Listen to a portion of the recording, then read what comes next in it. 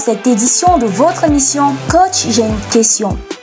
Comment lutter contre le sommeil et la paresse? Telle est la préoccupation de Ted Lorraine Fenmoé de l'École nationale supérieure des travaux publics. Le coach Valère Flamy lui répond.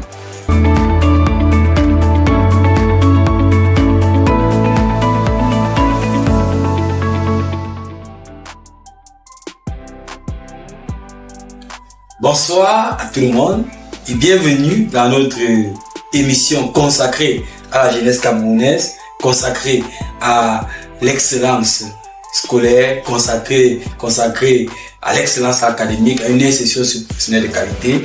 Coach, j'ai une question. Ce soir, nous allons répondre à une question qui a été posée par tellement d'étudiants. Nous avons en tête Fenmoé de l'École nationale supérieure des travaux publics qui a posé la même question. Nous avons Foto Andy du lycée bilingue de Niala à Douala qui a posé la même question.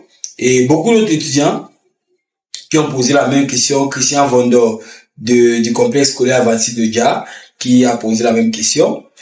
Et ces questions se résument à comment lutter contre le sommeil et la paresse. Comment lutter contre le sommeil et la paresse? Je crois que c'est une question qui taraude l'esprit de tellement de jeunes, de tellement de parents, de tellement même de travailleurs qui tous les jours sont confrontés à ces deux mots majeurs de la réussite que sont le sommeil et la paresse.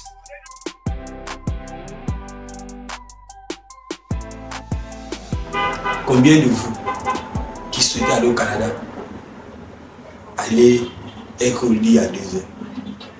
Combien de vous peuvent dormir et ne pas se réveiller à 2 heures? Combien? Si on vous dit, par exemple, voilà, que si vous vous réveillez lundi et mardi, à 3 heures, et qu'après les 2 jours là, on vous donne, vous avez votre baccalauréat. Est-ce que vous allez dormir? C'est une autre question. Si on vous braque l'arme sur la tête, que tu ne fermes pas les yeux, donc chaque soir, à 3 heures, à l'heure où tu ne veux pas te réveiller, on te braque l'arme sur la tête. Monsieur debout, pour la majorité, le sommeil va disparaître. Parce qu'il y a un enjeu. L'enjeu, c'est que tu te lèves pour en finir avec toi.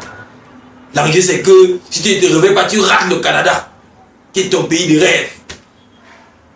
Donc, quand l'enjeu est important, vous ne pouvez pas dormir. Sauf quand vous avez accumulé, parce que là, on ne sait pas de. Sauf quand vous avez accumulé le sommeil. Et là, on ne parle pas de ça. Quand un gars parle de lutter contre le sommeil, ça veut dire que même quand il n'a rien fait, il dort. Même quand il s'est couché à 19h, c'est à 7h qu'il se réveille. C'est de ça qu'il s'agit. Et là, c'est véritablement parce qu'il y a un manque d'enjeu. Donc, si le problème d'enjeu est résolu, vous allez vous lever et travailler. Moi, par exemple, j'ai toujours l'habitude de le dire. Je ne me considère pas beaucoup comme un élève hyper intelligent. Je me suis toujours considéré comme un élève plutôt stratégique. C'est-à-dire qu'avec le peu de stratégie que j'ai, je peux obtenir des résultats que des personnes peut-être 3 fois plus intelligentes que moi obtiennent, ou peut-être n'obtiennent pas. Et donc, quand j'essaie de voir, par exemple, quand je faisais la terminale, la classe de terminale, l'année où j'ai eu le baccalauréat, je me rends compte que l'un des enjeux majeurs que j'avais, c'était que je devais faire le concours de Polytech après le bac. Je devais faire le concours de la faculté de médecine après le bac. Et on m'avait informé, j'avais appris les informations. On m'a dit que ça ne joue pas. On m'a dit que ça ne joue pas. C'est-à-dire que pour réussir le concours de Polytech, c'était en 2011. On m'a dit qu'il fallait être extrêmement bon en maths, extrêmement bon en physique. Pour réussir le concours de la faculté de médecine, il fallait être extrêmement bon en biologie, extrêmement bon en physique, extrêmement bon en chimie. Donc du coup, pour moi, je pouvais blaguer avec toutes les matières. Je ne pouvais pas blaguer avec ces matières-là. Il y avait un enjeu. L'enjeu, ce n'était pas le bac. L'enjeu était plus que le bac. L'enjeu était mon rêve de devenir un grand ingénieur ou un grand médecin parce que j'étais plus partagé. C'était ça l'enjeu. Et je savais, je m'étais bien renseigné. Parce qu'il y a plusieurs personnes parmi vous qui veulent être médecins, qui veulent être ingénieurs, qui veulent être des pilotes, qui ont de grands rêves, mais qui n'ont jamais essayé de savoir comment on fait pour accomplir ces rêves-là. C'est seulement quand tu vas savoir la difficulté qu'il y a à accomplir ce rêve-là. Et cette difficulté-là va d'abord commencer par éprouver ta motivation. Si ta motivation pour accomplir ce rêve-là, elle est légère, la difficulté va t'effrayer. Je vois les gens, oh, vraiment, je voulais être médecin. On m'a dit que vraiment au Cameroun, pour devenir médecin, c'est trop compliqué. Ça veut dire que tu ne voulais pas être médecin. Simplement. Oh, vraiment, je voulais être ingénieur. On m'a dit que le concours de Polytech, là, ce n'est même plus sérieux et tout et tout. Ça veut dire que tu ne veux simplement pas être ingénieur. Parce que si tu veux être ingénieur, tu vas chercher la manque de faille. Je me rappelle quand on faisait le concours de Polytech, dans nos têtes, on savait que, il y a des gens qui vont peut-être passer, que c'est leurs parents qui ont travaillé pour eux. Parce que oui, tu es étudiant, quand tu passes le concours, quelqu'un doit travailler pour toi. Soit tu vas travailler dur, soit tes parents doivent travailler dur pour toi. Donc, quand on fait un concours, il y a des gens, on savait déjà qu'il y a une proportion des gens qui ont passé depuis le jour où ils sont nés. On a mis ça dans nos têtes. Connaissant l'environnement dans lequel on est, on a mis ça dans nos têtes. Deuxièmement, nous on savait qu'il y a l'équilibre régional. Donc, ceux qui sont du certain aire géographique savent que, voilà, ça va chauffer. Parce que ils sont souvent très nombreux à faire le concours. Donc chacun en fonction de sa région d'origine savait déjà s'il a beaucoup de charges. Je me rappelle, on avait un gars nordiste là qui nous disait qu'il veut passer le concours. Nous, il nous disait que, je ne sais pas de quelle région il était exactement, il nous disait qu'ils ne sont même pas 5 à faire le concours de Polytech. Il nous disait tout ça par les prépas, que je vais passer. Pendant qu'on a bûché, il disait, je vais passer. Parce qu'il se disait, il savait que bon, s'il y a équipe régionale, comme seulement 5 nordistes, il sera parmi les 5 meilleurs nordistes. Donc quand tu connais le cheminement, tu cherches les failles. Donc nous, comme on composait le concours de Polytech, c'était 300 places. Mais dans notre tête, on savait qu'on lutte pour 100 places maxi. Donc on devait travailler pour être parmi les 100 premiers au concours de Polytech. Parce que nous, on savait que les autres là, ça ne nous concerne pas. Par la grâce de Dieu, mon ami dit ça et moi. On a travaillé dans cette optique-là. On est sorti parmi les 100 premiers au concours. Lui, il était d'ailleurs deuxième. Donc, tu ne dois pas te limiter à dire que j'ai un rêve, je veux. Donc, tu dois chercher à connaître comment on fait pour y arriver. Et si tu sais comment on fait pour y arriver et que tu tiens toujours à ça, ça crée un enjeu.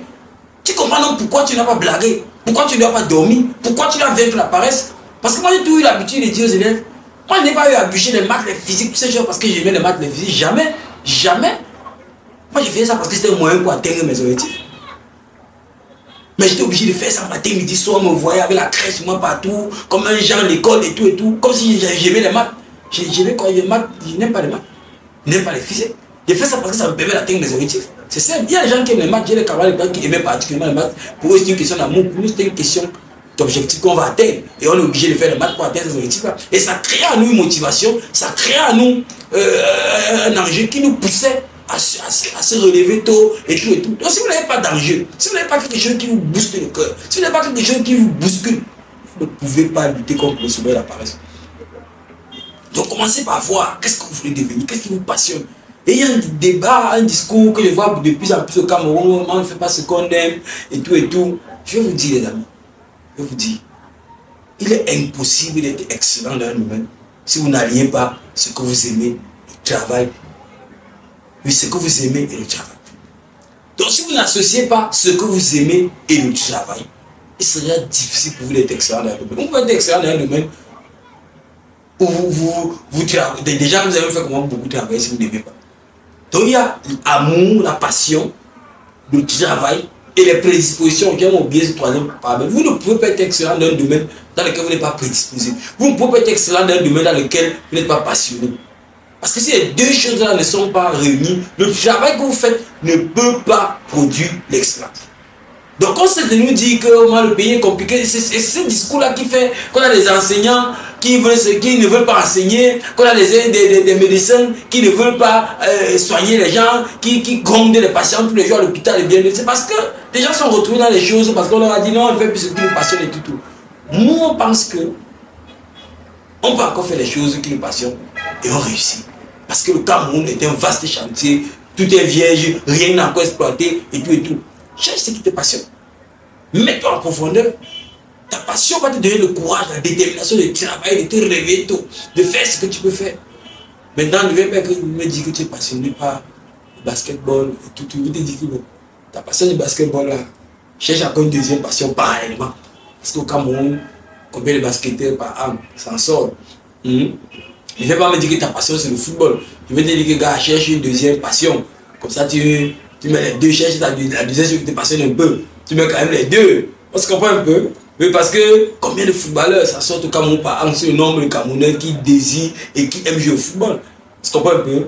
Donc, voilà pour dire que quand tu n'es pas dans certains types de famille, tu ne peux pas mettre tous tes œufs dans le même panier. Vous comprenez un peu? Le fils de Samuel était peut décider de ne faire que du football sa vie. Oui, parce que si à la fin, même si ça tourne mal et qu'il ne devient même pas un grand footballeur, il a l'héritage, quoi. Si toi ça tourne mal, tu vas faire comment? Donc c'est un peu ça. Donc voilà un peu ce que je peux dire par rapport à cette question. Si tu as aimé, partage massivement pour que ça puisse aider d'autres personnes. Voilà, et s'il y a d'autres questions spécifiques qui découlent de notre réponse, vous pouvez nous poser aux différents canaux, au travers des canaux que nous mettons à votre disposition. Nous ferons le plaisir de revenir sur ces différentes questions-là.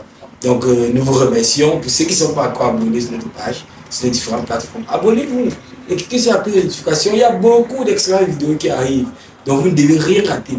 Et surtout, comme je l'ai dit tantôt, partagez massivement la vidéo. Donc rendez-vous demain pour une nouvelle édition de Coach Jeune Question.